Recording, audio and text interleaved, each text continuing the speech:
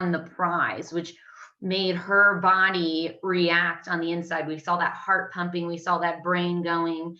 It kind of reminded us of the movie Inside Out, and all of those feelings interacting and getting very excited and really just kind of going into overdrive.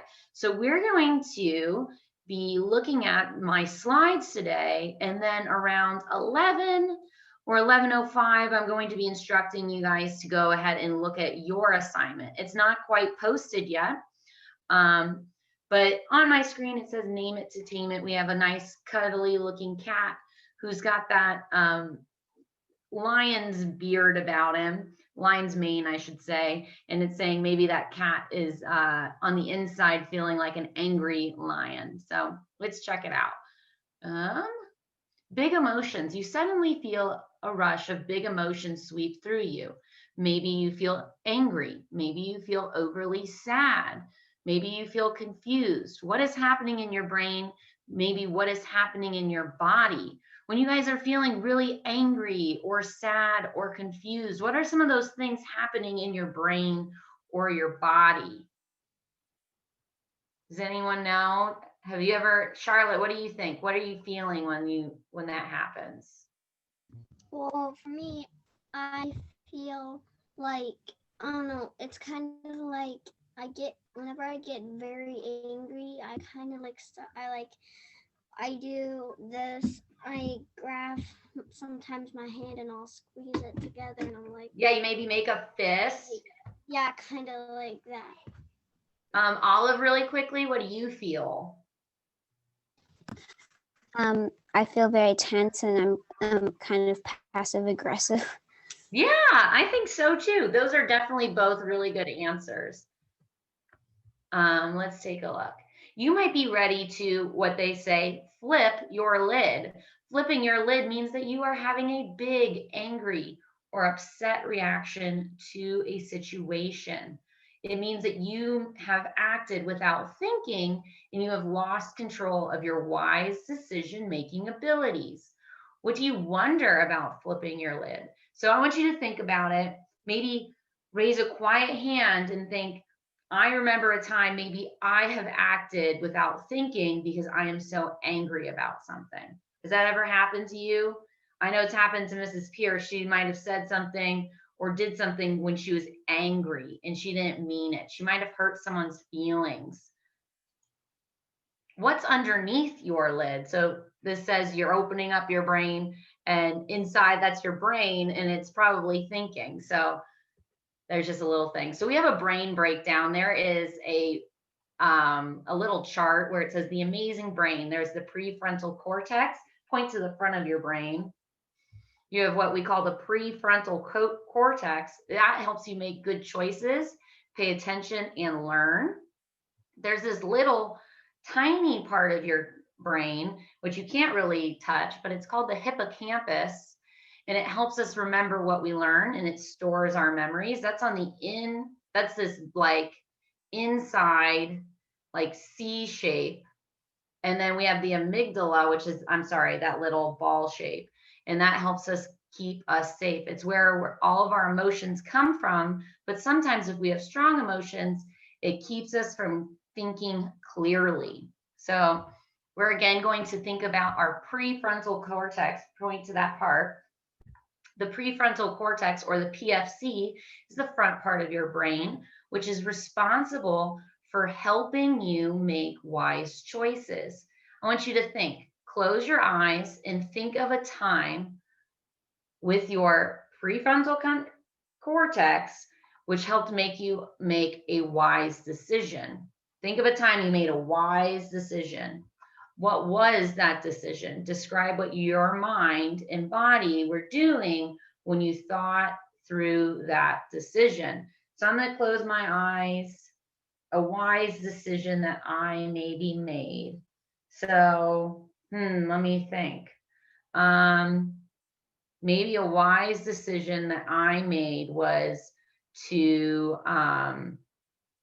help my mom with the chore she asked me to do without her asking for it a second time, because I'm thinking Okay, that's probably going to help me out with this wise decision. Can you think of a time you've made a wise decision? Something like that benefited you and it was a smart choice? James, I mean, not James, Mason, real quick. I like to build forts in my house, and sometimes when it gets too messy, whenever my mom tells me to clean it or redesign it, I like to do that. And she sometimes doesn't even have to tell me twice. Good. So you're making a choice that you think will benefit you and you also make your mom happy, right? Good. Lucas, did you want to share real quick?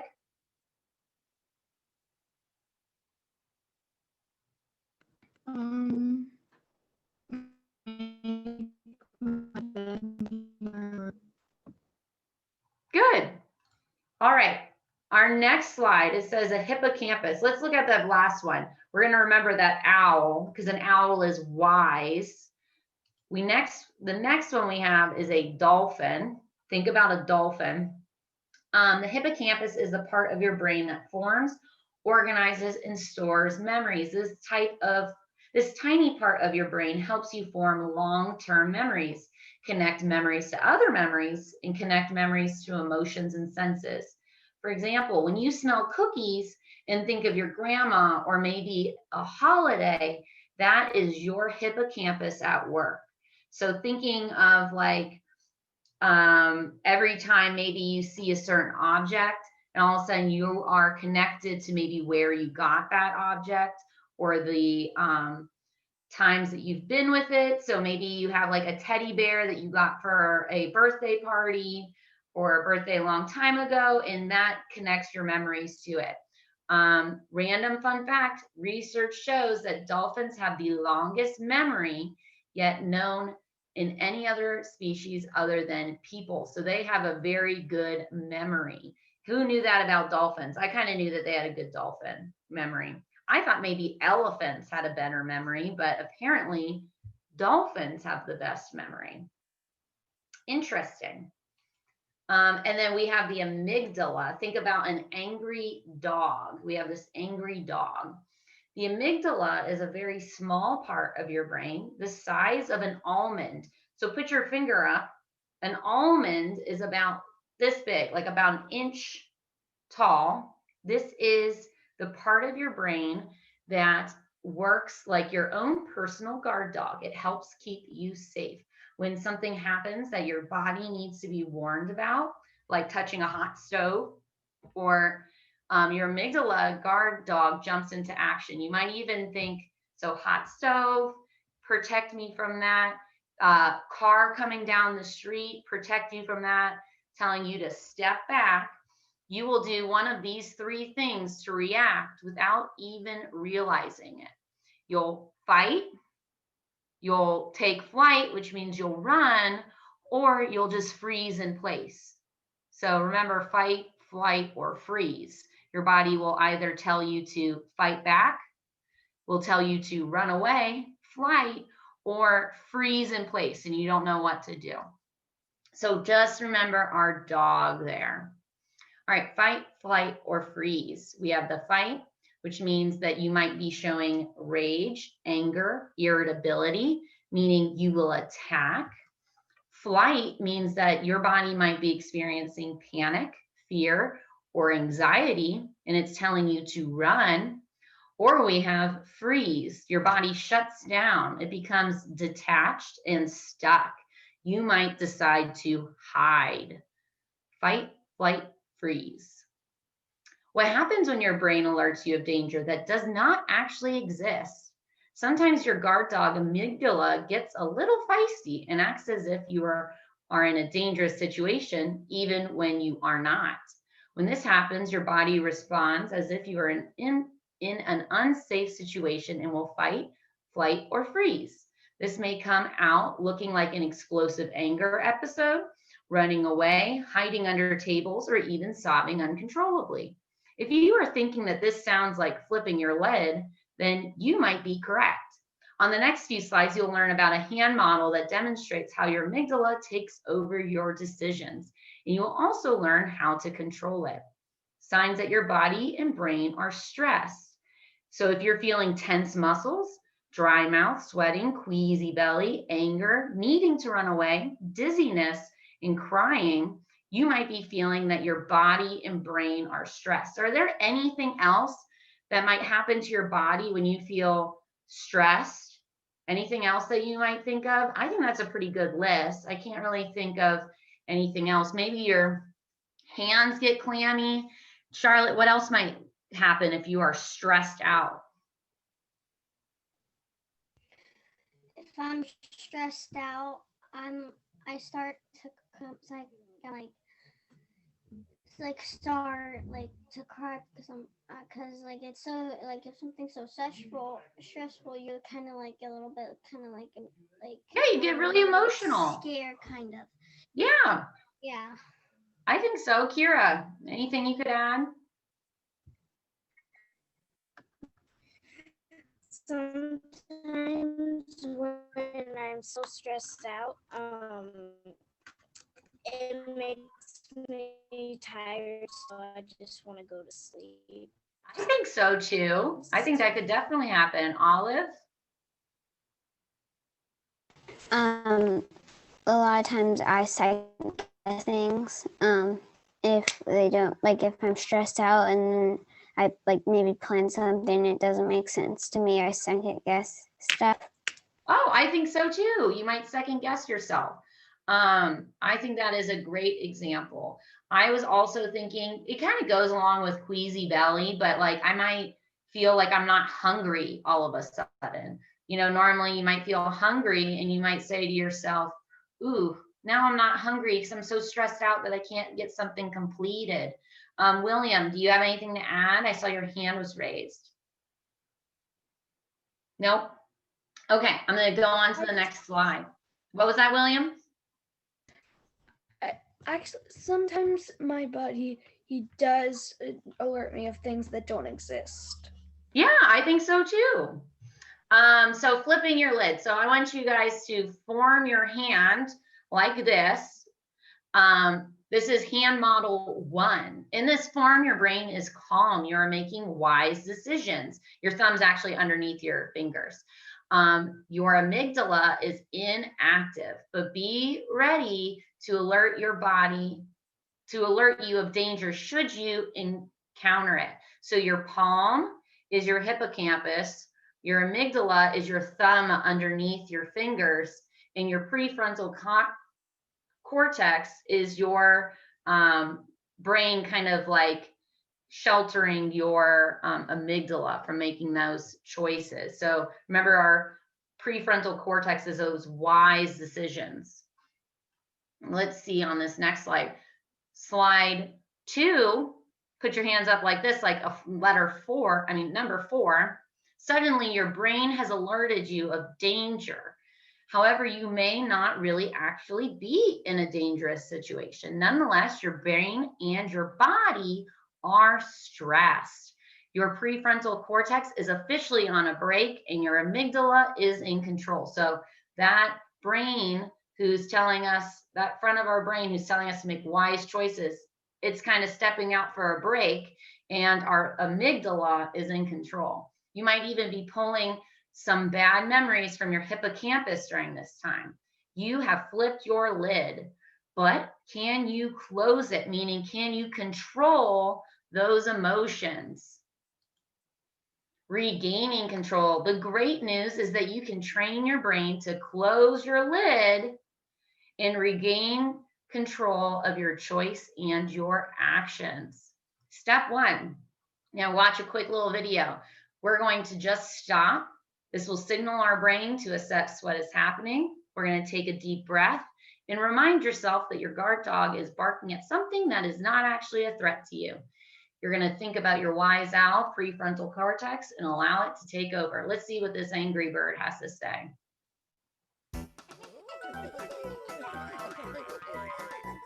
Those stinking pigs. I hate those pigs. I'm so angry at those pigs. I'm so angry, I could just smash them into bacon bits. I don't know what to say. We were just really angry at them. I don't think of myself as a bigot, but when it comes to pigs, we've always just hated them. Hey, birds! You think you're so awesome. You're nothing. That slingshot's just for show. They think they're so cool because they can fly and because they can regulate their body temperature without soaking in mud. But really, they're just omelets with wings. You know what I'm saying? Hey, we're not gonna let you talk to us that way. Pigs, prepare to feel my wrath. Yeah, bring it on. You're gonna regret messing with this one seriously angry bird!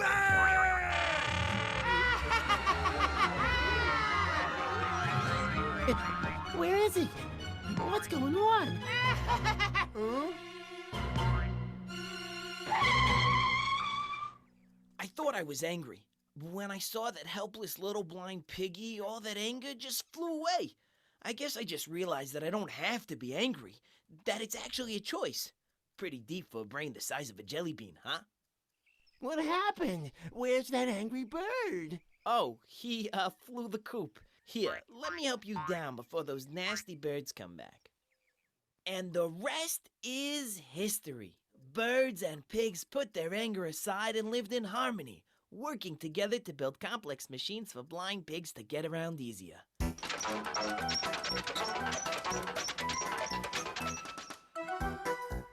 Okay, so that was kind of like a short little video to show us that, they aren't, thinking through their choice. He was about to, run right into the blind pig, and he rethought his actions. He stopped himself, took a breath, and realized he shouldn't be that angry. Gonna start all over. There we go. Name it to tame it. So what does this mean? You guys are going to name your feelings, and that helps you put into words what is going on in your brain and in your body. This prepares you to think about how to deal with strong feelings. Notice when you are feeling anxious. So in your mind, you'll say that you're feeling anxious. Then you'll be able to pay attention to your body and realize that the discomfort in your stomach, the tightness maybe you're feeling in your chest, the tension in your shoulders, and maybe a whole heavy-handed feeling, you can think about, why am I feeling this way? And you're naming your emotion. Your emotion is that you are anxious. So let's go ahead and review. Help me out. Match our brain part to its related memory animal. So my hippocampus, which one is my hippocampus, William? The dolphin. It is the dolphin. So I would move this guy here. There we go. Which one is my prefrontal cortex? Lucas? The dog. That is not my prefrontal cortex. Remember, this is my wise choices. Carter? The owl. The owl, which leaves our amygdala with that guard dog up at the top.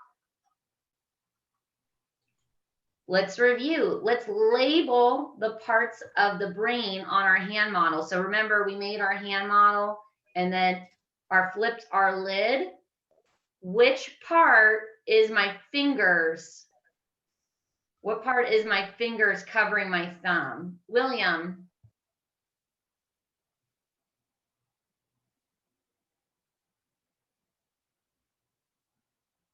What part is that? Prefrontal cortex. It is. I believe you are correct. PFC, our prefrontal cortex. What about our thumb? What is our thumb? Can we remember what our thumb is? Carter, what is our thumb? Amygdala. Amygdala. The amygdala. That's good. Which leaves our palm is what? What is our palm? Can you remember what our palm is? Olive. Our brain. It's the hippocampus part of our brain. Yes. Uh, Yeah, that was kind of a hard word. So what you guys are going to do now that I've gone through the whole lesson, you guys are going to go into your Google Classroom, and what you're going to have is the first slide where there's that cat, and then on the second slide and third slide, you have what I have on my screen. So if you go ahead and open that assignment, I'm going to walk you through what you're going to be doing, and then I'm going to turn you loose so you can complete it. So it says label an emotion you might feel if you experience each scenario. Do not use the same emotion more than once. So your situations, I'm going to read them to you, and then you kind of decide what your emotion is that you're going to be feeling. You will have these in your slides. I'm on the second slide of yours.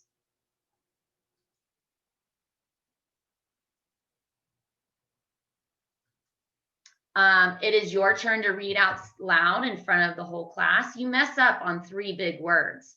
Everyone laughs. You are feeling, fill in the blank. You are playing kickball with some kids at school. Another student from your class rushes into the game, takes the ball, and kicks it all the way across the playground. You are feeling, fill in the blank. How would you feel in that situation? You are waiting for your grandma to pick you up after school. It's starting to get dark and she's late. No one else is around. You're feeling blank. And then lastly, you just finished building a skyscraper out of building blocks during indoor recess. It took you all recess to build. A classmate who isn't looking walks right into it. It tumbles to the ground. You're feeling blank. How would you react in that situation? And then on your last slide, you're going to reflect. Please provide a thoughtful answer using complete sentences. We all have strong feelings that can get out of control sometimes. Tell me about a time when you had strong feelings. What were your feelings? What signals did your body send to you? How did you manage these strong emotions? So you are going to write complete sentences giving me a time you felt some strong emotion, whether it's anger, embarrassment, anxiousness, maybe even excitement.